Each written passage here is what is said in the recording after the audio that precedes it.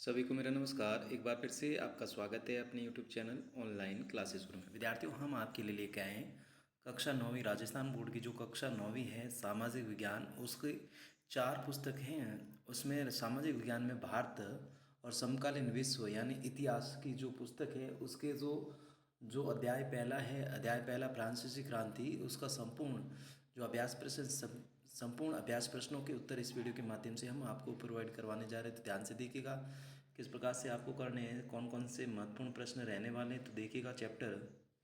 तो विद्यार्थी देख सकते हैं जो पहला जो अध्याय है फ्रांसीसी क्रांति, दूसरा है यूरोप में समाजवाद एवं रूसी क्रांति, तीसरा नाजीवाद और हिटलर का उदय, और चौथा चैप्टर है वन्य समाज एवं उपनिवेशवाद, और पांचवा है आधुनिक विश्व में चराए आभार। तो आइए देखते हैं फ्रांसीसी जो क्रांति है, जो चैप्टर है, इसका संपूर्ण सॉल्यूशन।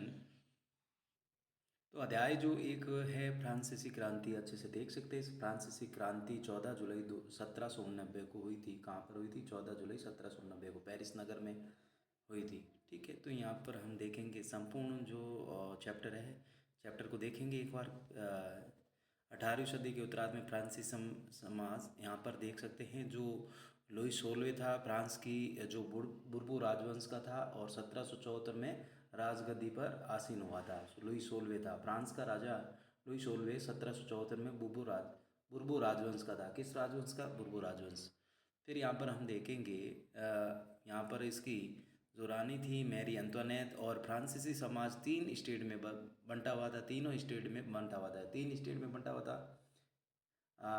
तीसरे स्टेट के लोग जनसाधारण ही अदा करते थे, जितना भी है। फिर यहाँ पर हम देखेंगे नेक्स्ट, यहाँ पर देख सकते हैं ये जो टाइड है ये कर है, टाइड और टाइल।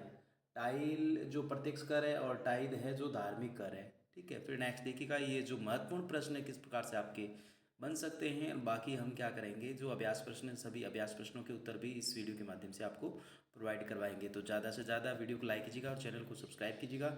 फिर यहाँ पर देख सकते हैं पूरा ये जो संपूर्ण, यहाँ पर देख सकते हैं संपूर्ण चैप्टर। फिर क्रांति की शुरुआत किस प्रकार से हुई थी, तो यहाँ पर देख सकते हैं कुछ महत्वपूर्ण तिथियाँ हैं। 1790, 1791, 1792, 93।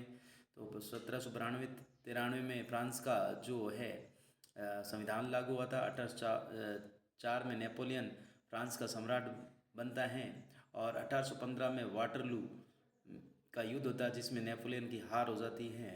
इस प्रकार से ये जो महत्वपूर्ण तिथियां हैं। फिर नेक्स्ट देखिएगा, नेक्स्ट यहाँ पर देख सकते हैं कुछ तिथियां, और देखिएगा जो अभ्यास प्रश्न हैं, संपूर्ण अभ्यास प्रश्नों के उत्तर इस वीडियो के माध्यम से हम प्रोवाइड करवा रहे हैं। यहाँ पर देख सकते हैं, पहले चैप्टर को अच्छे से देख लीजिएगा किस प्रकार से महिलाओं की स्थिति थी, किस प्रकार से सामना करना पड़ा प्रथम स्टेट, द्वितीय स्टेट और तृतीय स्टेट को। दास प्रथा का उन्मूलन कब हुआ था, किस प्रकार से दास प्रथा का उन्मूलन हुआ, कब हुआ, सारी जानकारी। फिर यहाँ पर क्रांति और रोजाना की जिंदगी, इस प्रकार से। तो आइए देखते हैं अभ्यास प्रश्न। यहाँ पर देख सकते हैं आप जो अभ्यास प्रश्न हैं, फ्रांस में क्रांति की शुरुआत किन परिस्थितियों में हुई। तो यहाँ पर प्रश्न देख लीजिएगा, फ्रांस में क्रांति की शुरुआत किन परिस्थितियों में हुई, तो इसका उत्तर हम करेंगे। फिर यहाँ पर प्रश्न संख्या, फ्रांसीसी समाज के किन तबकों को क्रांति का फ़ायदा मिला। फिर 19वीं सदी की दुनिया के लिए फ्रांसीसी क्रांति कौन सी विरासत छोड़ गई। तो आइए देखते हैं इन सभी प्रश्नों के उत्तर। तो पहला प्रश्न था विद्यार्थियों, फ्रांसीसी क्रांति की शुरुआत किन परिस्थितियों में हुई। तो उत्तर, इसका उत्तर करेंगे फ्रांस में क्रांति के परिणाम स्वरूप संचयी प्रभाव कुछ कारण निम्नलिखित थे। एक, स्वतंत्र अमेरिका के लिए ब्रिटेन के साथ युद्ध।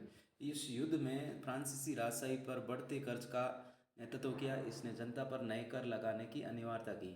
जन्म के आधार पर विशेष अधिकार, लोगों को उनके वंश के आधार पर विशेष अधिकार और स्थिति मिली, न कि उनकी योग्यता के आधार पर। इसमें आम लोगों में आक्रोश हो गया था। यानी फ्रांसीसी क्रांति क्यों हुई थी, क्या कारण थे। फिर जन्म के आधार पर विशेष अधिकार लोगों को दे दिए गए। फिर यहाँ पर विशेष अधिकार प्राप्त लोगों के बीच शक्ति का एकाग्रता पहली, और दूसरी संपत्ति से संबंधित लोगों के पास सारी शक्ति और पैसा, जनता इस विशेष अधिकार प्राप्त वर्ग की दया पर थी। चौथा पॉइंट लिखेंगे, चौथा बिंदु लिखेंगे, निर्वाह संकट, यानी बढ़ती आबादी और कम अनाज उत्पादन के कारण रोटी की मांग आपूर्ति में कमी आई। जो मुख्य आहार था, मजदूरी की बढ़ती कीमतों के साथ साथ तालमेल नहीं रखा, और लोगों के लिए यह मुश्किल होता जा रहा था।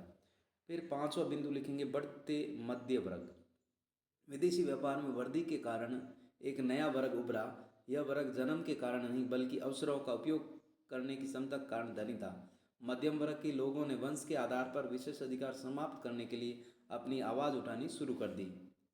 फिर नेक्स्ट, इस सब के कारण लोगों में आक्रोश आक्रोश हुआ। इस सब के कारण लोगों में आक्रोश का एक सामान्य भाव पैदा हो गया। उस समय के कुछ विचारक विभिन्न मीडिया के माध्यम से जागरूकता फैलाते थे। कुछ विशेष अधिकार प्राप्त वर्गों ने भी लोकतंत्र में बदलाव की वकालत की। इसलिए आखिरकार फ्रांस में क्रांति, यानी फ्रांस में क्रांति क्यों, ये क्या कारण थे, ये इसका उत्तर था। फिर नेक्स्ट प्रश्न है विद्यार्थियों, आप देख सकते हैं प्रश्न संख्या 2 है, फ्रांसीसी समाज के किन तबकों को क्रांति का फायदा मिला? कौन से समूह सत्ता छोड़ने के लिए मजबूर हो गए? क्रांति के नतीजों ने समाज के किन समूहों को निराशा हुई? तो इसका उत्तर करेंगे, फ्रांसीसी समाज के किसानों और कारीगरों को क्रांति से लाभ हुआ। पादरी, रईसों और चर्च को सत्ता छोड़नी पड़ी। यह स्पष्ट है कि जिन लोगों को सत्ता और विशेष अधिकार से गुजरना पड़ा वे निराश हुए होंगे। पहली और दूसरी स्टेट के लोग बहुत निराश हुए होंगे।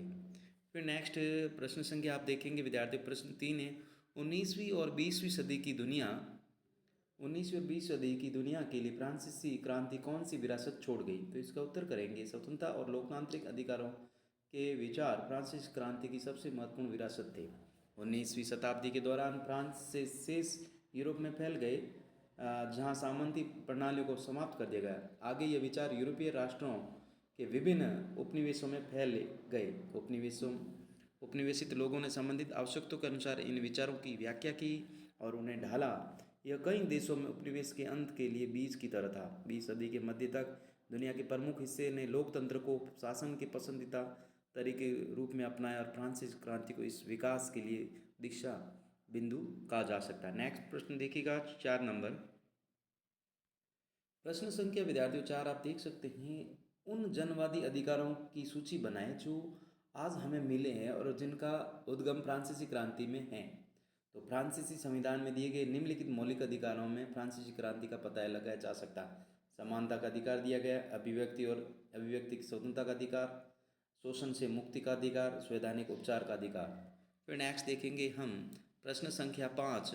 प्रश्न संख्या 5 है, क्या आप इस तर्क से सहमत हैं कि सार्वभौमिक अधिकारों के संदेश में नाना अंतर्विरोध था? तो 1791 के फ्रांसीसी संविधान के अनुसार सार्वभौमिक अधिकारों के संदेश में प्रमुख विरोधाभास महिलाओं की कुल अज्ञानता थी। पुरुषों को सभी अधिकार दिए गए थे।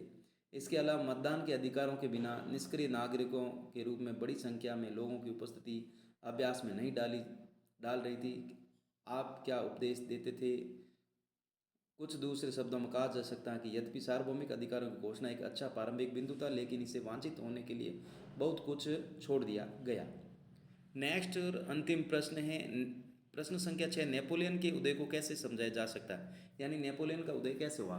तो 1792 में फ्रांस के गणतंत्र बनने के बाद तत्कालीन शासक रॉबेस्पियर ने समाज के धनी तबके को अधिक विशेष अधिकार दिए गए। इसके अलावा वह स्वयं एक प्रकार का निरंकुश व्यक्ति था।